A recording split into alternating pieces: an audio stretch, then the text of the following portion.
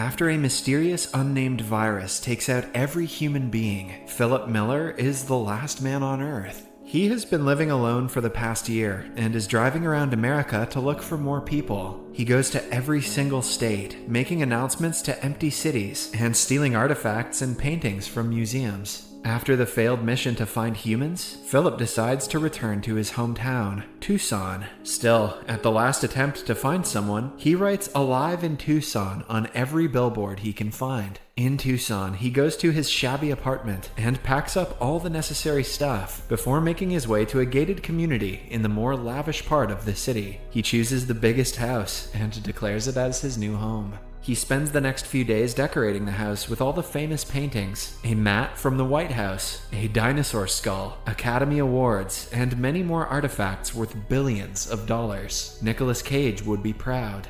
Every day before going to sleep, Philip makes sure to apologize to God for masturbating so much and wishes that he sees the face of at least one woman before his death. Thankfully, there are still a plethora of cars that he can use to drive around. He goes to the grocery store in his underwear and breaks in using a gun. In only a year, he has completely forgotten basic decency, now that he has no one to impress. He also does everything that was just an impulsive thought before the virus, like destroying the pile of cans in the store and bringing hundreds of adult films home. To pass time, he plays racquetball with himself, uses lamps and aquariums as bowling pins, and crashes cars into each other. The chaos makes him feel a hint of adrenaline and helps him cope with the loneliness. After about a month, he starts to lose his sense of sanity. Moreover, being alone on his birthday reminds him of everything he failed to appreciate when life was normal. He misses his mother, his life, and humans in general.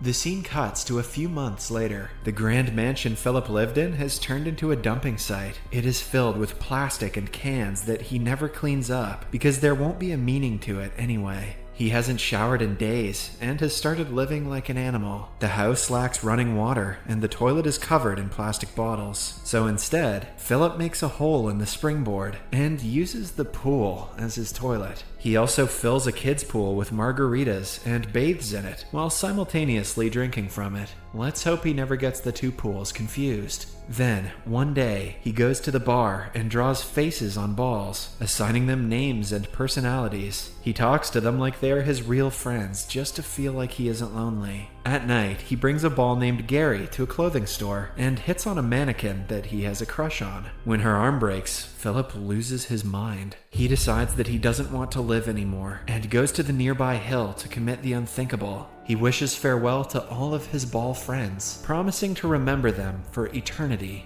Then, he gets inside his car and drives towards the hill at full speed. Suddenly, he sees smoke rising far away and stops the car seconds before it crashes. Philip can almost not believe his eyes. He immediately follows the smoke and reaches a trailer that is clearly inhabited by a person. Then, he notices something he had been begging to see for the past year. Someone has left their bra to dry in the sun. Philip smells it and is so overwhelmed that he falls unconscious. When he wakes up, he sees a beautiful girl holding him in her lap. She seductively promises to fulfill his wishes and kisses him. Philip is enjoying the kiss before he wakes up and realizes he was dreaming. The girl in front of him is less attractive and older. She is performing CPR on him to bring him back. They pull away from each other, weirded out upon seeing another human after so long. Philip asks her where the beautiful woman is, until she points out he should be worried about his wet underpants instead. It turns out that he peed himself when he was unconscious. Even in a situation like this, Philip claims that he was swimming from the front side earlier, which is why his underpants are wet. He aggressively starts explaining that he did not pee himself, which makes the girl panic. She brings out a gun, asking him to stay away. Philip finally admits that he did in fact pee and is embarrassed. After both of them calm down, they introduce themselves. The girl's name is Carol. She used to be an analyst before the virus and has been wandering around America after everyone died. She saw the Alive in Tucson sign and came here to see if she really is the last person alive.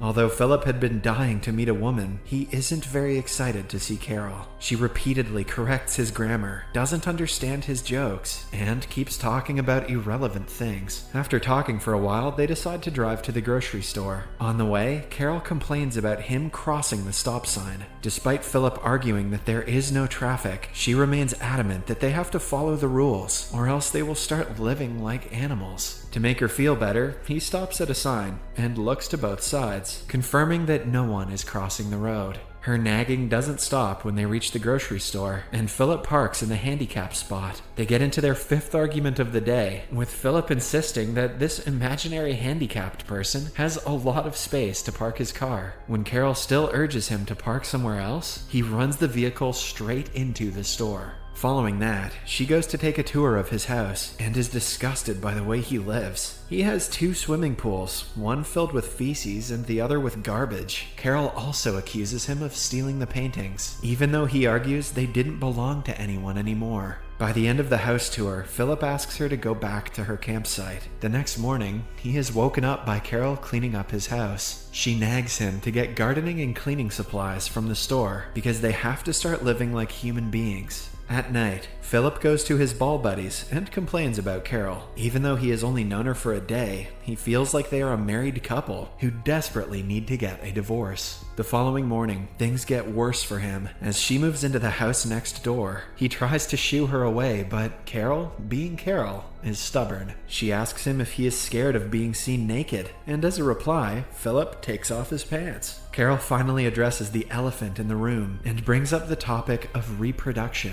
She thinks that they are the chosen ones who have been given the duty to repopulate the earth. Philip says he wouldn't sleep with her even if she was the last woman on Earth, which is true in this case. In the next scene, he is in his outdoor toilet when Carol approaches him. She wants him to find a way to get running water to their house. That way, they can grow tomatoes and other fruits. When he refuses to help, she tries to bribe him with fresh tomatoes, but he doesn't care. She should know better than to try bribing a guy who poops off a diving board. However, when it gets dark, he breaks into her garden and eats all of her vegetables. Carol knocks on his door the next morning and finds him covered in leftover tomatoes. Philip still claims that he isn't the one who stole them. He also notices Carol has hurt her leg while trying to transfer water to her house from a manhole. A few days later, she gives up on trying to live like a decent human. Philip finds her making an outdoor toilet in a fountain, copying his swimming pool toilet. Carol thinks that they might not be the chosen ones, but instead the forgotten ones who have no purpose in life. They are in no way capable of creating an entire human civilization when they cannot even arrange a toilet in their million-dollar mansions. Philip, who is used to seeing Carol as an optimistic person, feels awful for her. Hence, he goes to the city's water tank and arranges a way to water Carol's garden. She is finally happy to see a good side to him and invites him for dinner. At night, Philip enjoys an organic meal after a long time. The topic of sex is brought up, and Philip says he is ready to sleep with her now. However, to his surprise, Carol doesn't want to make love before marriage. Initially, Philip laughs, thinking that it is a joke, but she turns out to be serious. Even though the idea is ridiculous, he proposes to make her feel better. At last, they decide to get married the next day. In the following scene, they are in church saying their vows. Philip thinks it isn't necessary, but goes with the act anyway. When they step out of the church, they are welcomed by a crowd of guests. Philip realizes he has made a mistake and screams. Then, he wakes up on his bed, thankful that it was only a dream. He even has to check out the window to ensure that most of the world is still dead. A while later, Carol comes to his house with food. She thinks they should elect the President of the United States by voting. It is useless, but Philip elects himself and becomes the president unanimously. Then, the two enjoy spaghetti and raisin balls, which Carol thinks is a good alternative to meatballs. Following that, the day of the wedding finally comes. Carol prepares the decorations and cake, while Philip is tasked to get rings for them. However, instead of getting the rings, he throws a bachelorette party for his ball buddies, setting fire to random things in a parking lot. He even goes to say goodbye to the mannequin, telling her that she will always remain the love of his life. At the end of the day, he goes to the church, where Carol has prepared a recording that will officiate their wedding. After brief vows, it is finally time to exchange rings. This is when Carol discovers that he didn't get them. She realizes she is the only one putting effort and calls off the wedding. Later, Philip knocks on her door, trying to talk to her, but she doesn't reply. Hence, he breaks down the front door with a hammer and enters the house. To his surprise, she has actually put in an effort to decorate it. She has even prepared a cake for them with his statue on top. Philip feels awful about what he did